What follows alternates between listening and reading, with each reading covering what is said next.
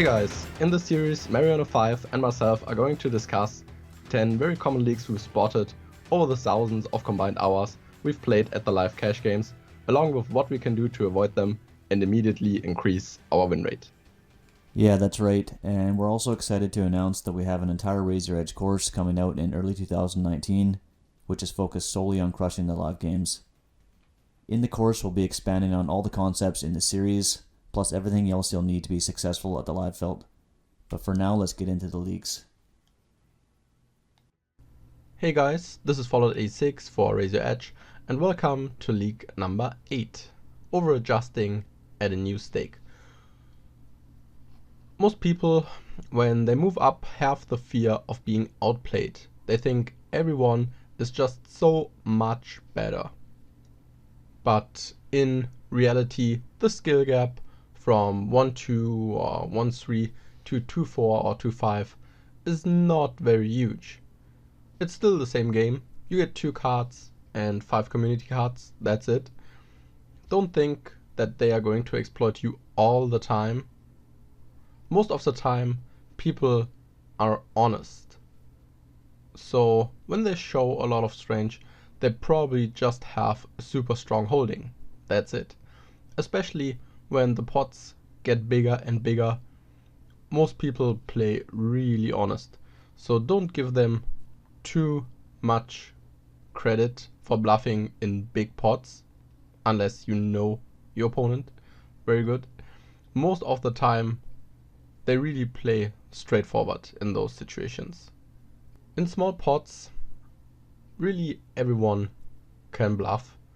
Everyone can bet on the flop or make a second barrel with good equity or with pure air, no question. But there are not a ton of people that rip it in on the river as a pure bluff or that check raise turn with a super weak hand or a weak draw. Of course, well-educated players will, but there are not a ton out there. So when they tell you they have a big hand, usually they don't try to outplay you, they just have it. And those problems can lead to big swings and huge mental stress. The swings and numbers are bigger, maybe a bankroll is not that big, or you're just shot taking, then it's even worse. Then it's super hard to focus in all these standard situations, cause there are so many hands where it is absolutely fine to call 2 streets. So to call flop, call turn and fold river. But if you call this extra bet on the river too often, you will become a losing player really fast. And I would say in those situations, just stick to ranges. When you don't know what to do, just rewind the hand in your head. What happened pre-flop, what happened on the flop, on the turn and on the river? What's usually villain's range here? This is my hand. Should I have the correct pot odds here to call against his range or not? And this really helps in game, because it's easy to say, well, he's really aggressive, he's a regular here at the stake, so he probably has a ton of bluffs, and I don't see a lot of value hands. I have top pair, so I just call down even against his overbet. But this is not how poker works. Try to stay within your ranges and don't change your playing style on a higher level. If your fundamentals are good, there's no need to change them. Of course, you should always adjust on your opponents to win some extra bucks, but please don't exaggerate. Okay, let's start with an example hand, and we start off with pocket aces. So ABC rec raises to 20 for big blinds. We play 2-5 as you can see, and of course we are going to 3-bet here against the hijack, and he makes the call.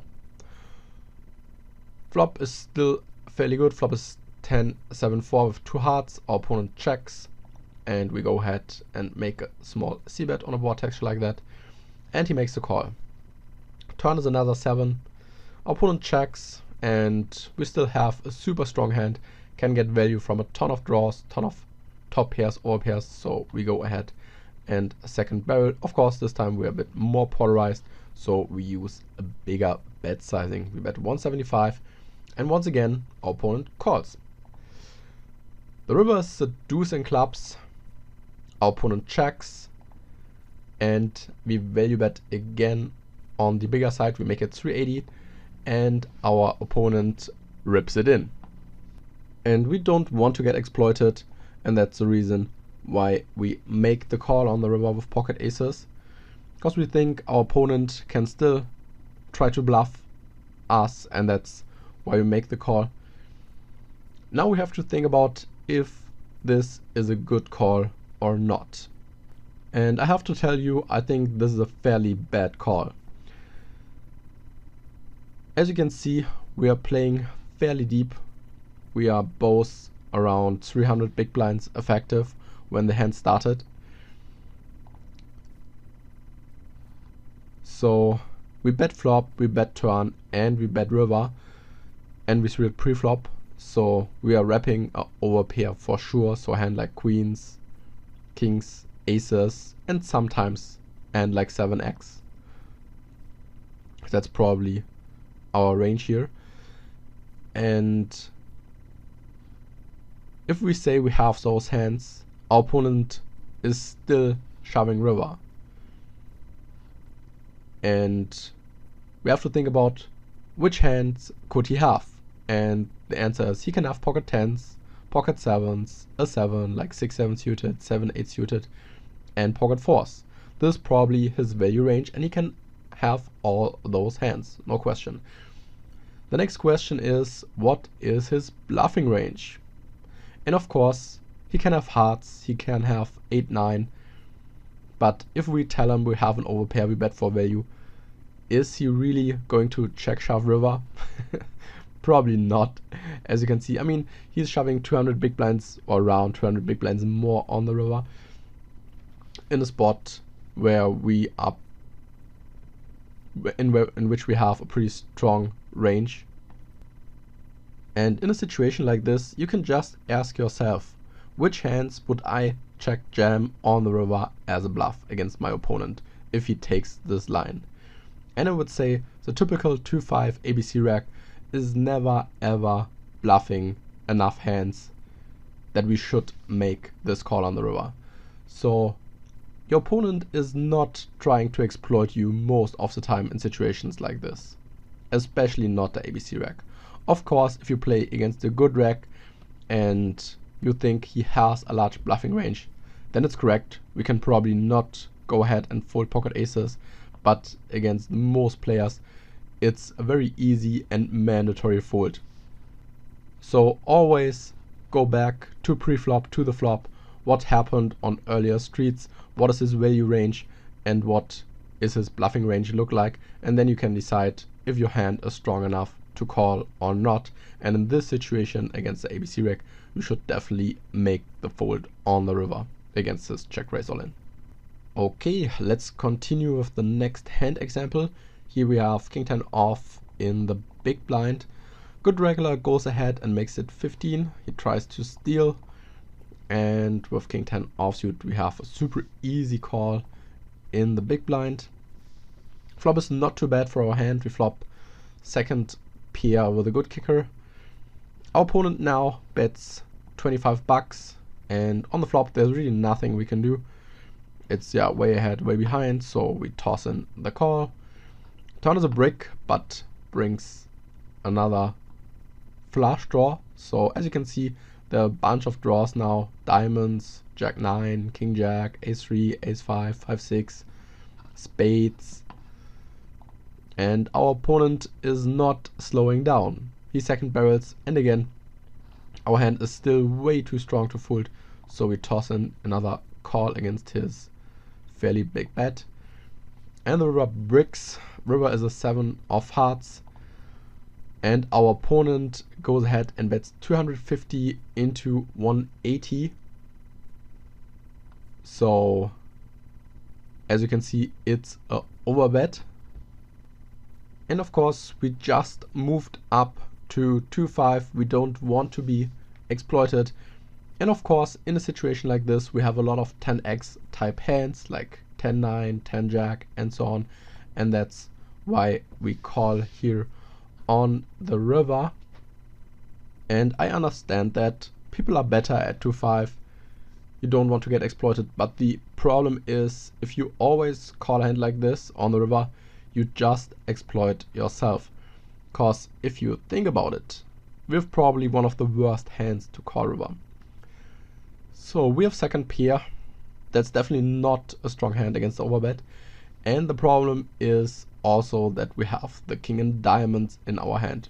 So we block a lot of the front door flush draws. Because when we have the king of diamonds, he cannot have king high flush draws. Like ace king, king jack, king 9, king 8, king 7 suited, and so on. And that's pretty bad. Plus, we block all the king jack combos, or a lot of king jack combos. That's also a good candidate to bluff on the river for him. And when we rethink the line from our opponent, he bets flop big, he bets turn big, and now he overbets river even at 2-5. Most opponents are very, very value heavy. And remember that you are not forced to call so much against the overbet, because you get a way better price. You have to be good way more often, and that's the reason why our hand is definitely a super easy fold on the river. Okay, and what's the solution to this problem?